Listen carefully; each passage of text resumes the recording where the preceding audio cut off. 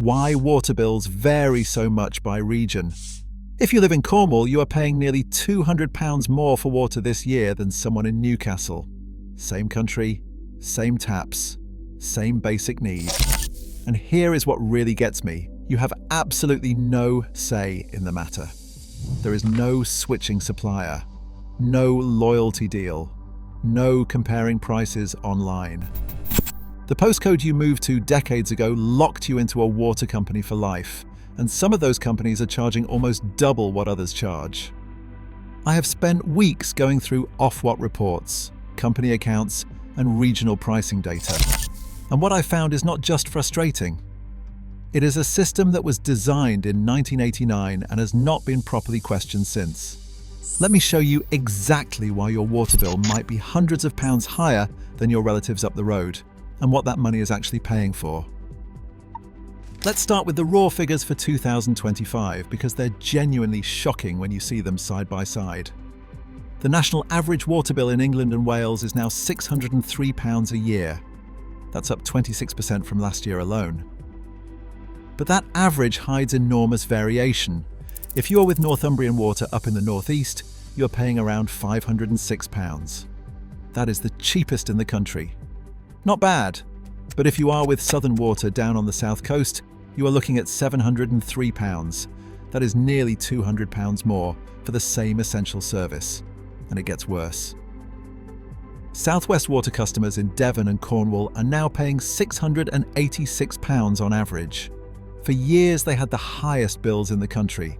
The government actually gave them a £50 annual discount to soften the blow, but that ended in April 2025. Think about that. The government acknowledged South West bills were so unfairly high that they subsidised them. Then they stopped. So what is behind these gaps? Why does geography determine whether water costs you £1.40 a day or £1.90 a day? To understand why bills vary so much, you have to go back to 1989. Margaret Thatcher's government privatised the water industry in England and Wales, creating 10 regional monopolies overnight. The theory was simple. Private companies would invest more, run things efficiently, and bills would stay competitive. What actually happened is rather different. Scotland refused to privatise. They held a referendum in Strathclyde where 97% of voters said no. Northern Ireland kept public water too. Wales eventually moved to a not-for-profit model.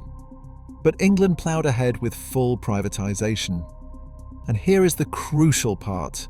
The government wrote off £5 billion of existing debt from the water authorities before handing them to private buyers. They also gave the new companies £1.5 billion in cash, which they called a green dowry. So private investors paid £7.6 billion for companies that had just received over £6 billion in public money and debt forgiveness. They started with a clean slate and a guaranteed customer base who could not switch suppliers. Since then, shareholders have extracted around £85 billion from English and Welsh water companies. Meanwhile, company debt has climbed from zero at privatisation to over £60 billion today. The money that should have been upgrading pipes and treatment works was going somewhere else. Let me explain why South West water bills are so extreme. It reveals how the whole system works against certain regions. Devon and Cornwall have about 3% of England's population. They have roughly a third of England's bathing waters, all those beaches and coves that bring in tourist money. The EU Bathing Water Directive meant South West Water had to clean up coastlines that serve millions of visitors, but are paid for by 1.7 million local residents. Thames Water can serve 4 million customers from a single wastewater treatment plant in East London. South West Water has to maintain more than 650 treatment plants, scattered across 4 counties and 2 coastlines. The infrastructure costs are enormous. The customer base to spread those costs across is tiny, so bills go up. A South West Water spokesperson told Parliament that cleaning up a third of the country's bathing waters cost £2 billion, paid for by 3% of the population. They weren't wrong about the maths, but here is what they did not mention. Pennon Group, South West Water's parent company, reported £908 million in revenue last year, largely from higher customer bills. They have continued paying dividends to shareholders throughout. Environment Agency data shows South West Water discharged sewage for 544,000 hours in 2024. That is the worst record in the sector. One overflow in Selcombe. Regis ran for all but 11 hours of the entire year. Customers are paying premium prices. The infrastructure is still not being fixed. Here is something that will genuinely surprise many of you. If you do not have a water meter, your bill might be based on how much someone thought your house could rent for 1990. Before the poll tax came in, every property had a rateable value set by the local council. Water companies adopted this system, and because rateable values were frozen in 1990, they have never been updated. If your house has been extended, converted, or improved in the last 35 years, that is not reflected. You could be in a small, two-bed cottage paying the same as the family in the massive conversion next door. The valuation office does not exist anymore. You cannot appeal. You cannot get it reassessed. The only option is switching to a meter, which might save you money or might cost you more, depending on how much water you actually use. Citizens Advice estimates that if you have fewer people in your home than bedrooms, a meter probably saves money. But for larger families with kids doing laundry and taking showers, staying unmetered might be cheaper. The system essentially punishes you for not understanding billing options that nobody properly explains. Here's what really exposes the English system. Look at what happens when water stays in public hands. Scottish Water is publicly owned, accountable to the Scottish Parliament. Their average household bill is around £438. That is roughly £165 less than the English average, and they have only increased prices by 8% this year, while English bills jumped 26%. So if you moved from Southampton to Edinburgh tomorrow, you would likely pay less for water, despite Scotland having tougher terrain, colder weather, and more remote communities to serve. But here is the really interesting part.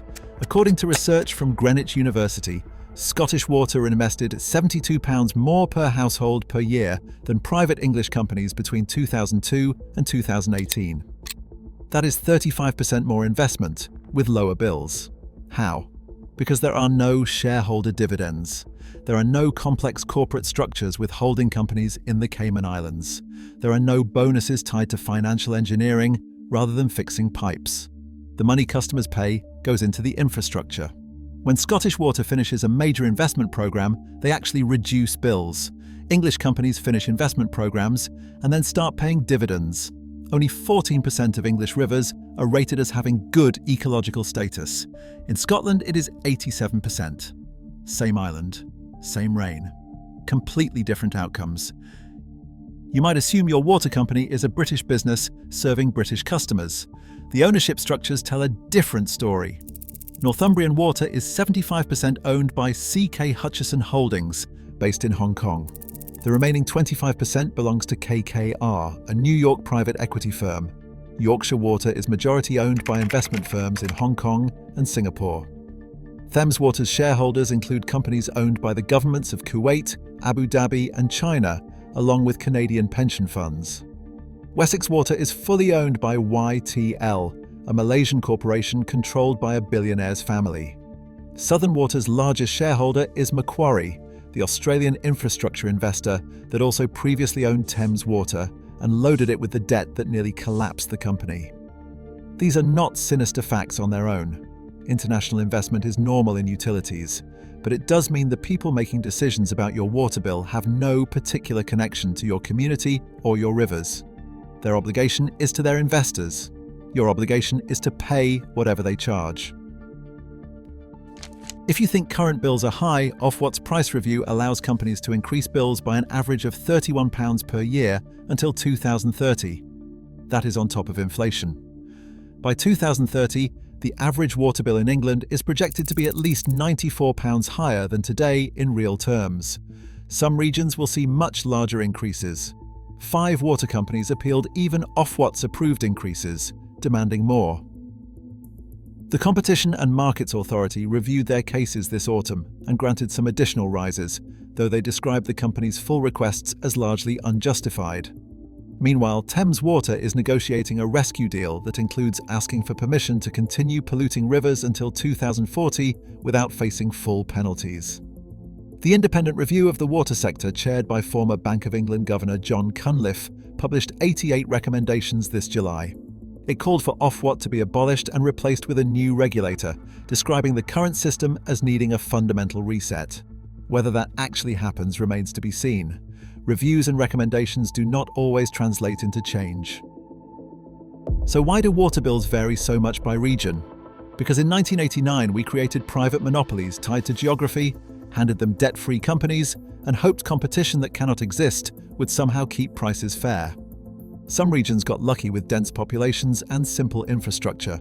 Others got stuck with sparse customers, long coastlines, and Victorian pipes. Your postcode determined your costs. 36 years later, it still does. Now, I am not going to pretend there is a magic fix here. But there are a few things worth checking. If you are unmetered and live alone or with one other person, request a trial meter.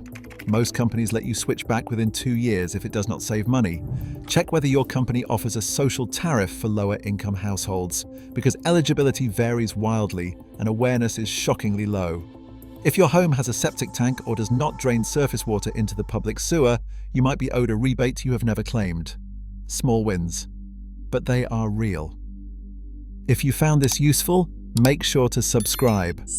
I'm working on more videos about how utility pricing actually works, including one on standing charges and why you pay before you use a single drop. Leave a comment below.